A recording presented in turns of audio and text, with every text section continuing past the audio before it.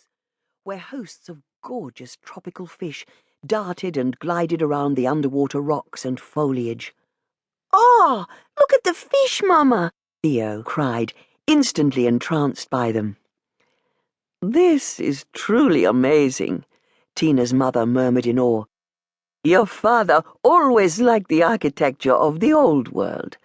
He thought nothing could beat the palaces and the cathedrals that were built in the past, but this is absolutely splendid in its own way. I wish he were here to see it." He had died a year ago, and her mother still wore black in mourning. Tina missed him too.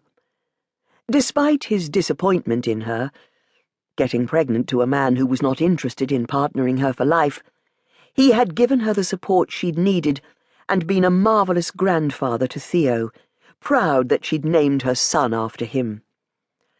It was a terrible shame that he hadn't lived long enough to see Cassandra married.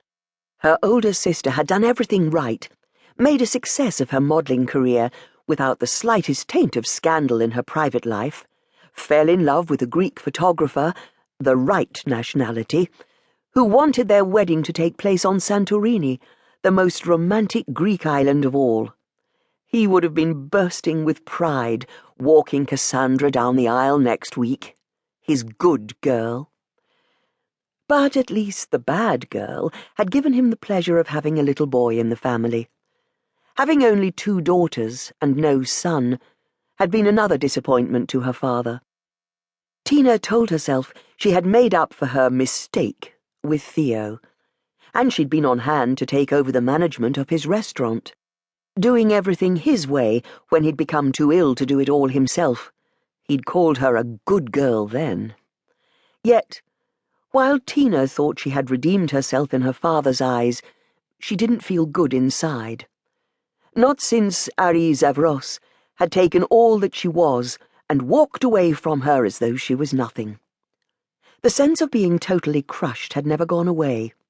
Theo held her together, he made life worth living, and there were things to enjoy, like this hotel with all its splendours.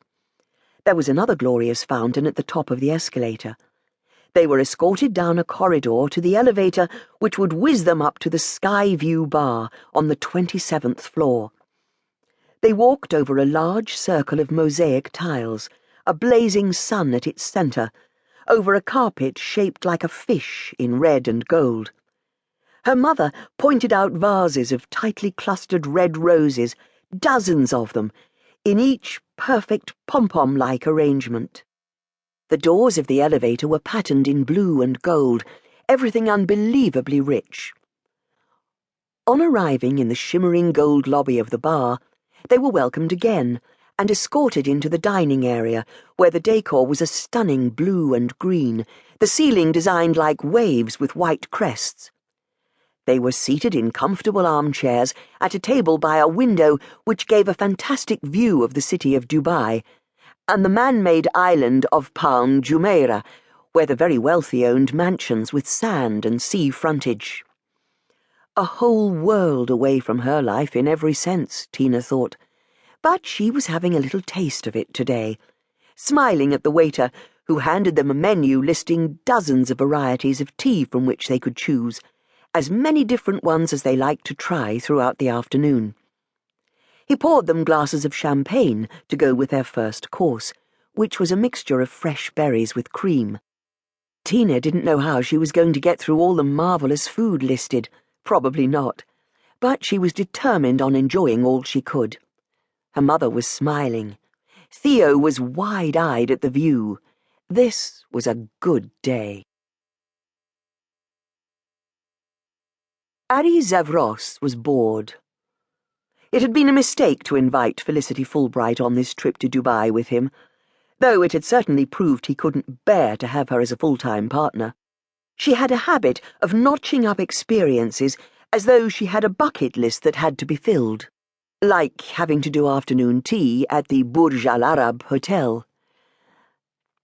"I've done afternoon tea at the Ritz and the Dorchester in London, at the Waldorf Astoria in New York, and at the Empress on Vancouver Island. I can't miss out on this one, Ari," she had insisted. "The sheikhs are mostly educated in England, aren't they?"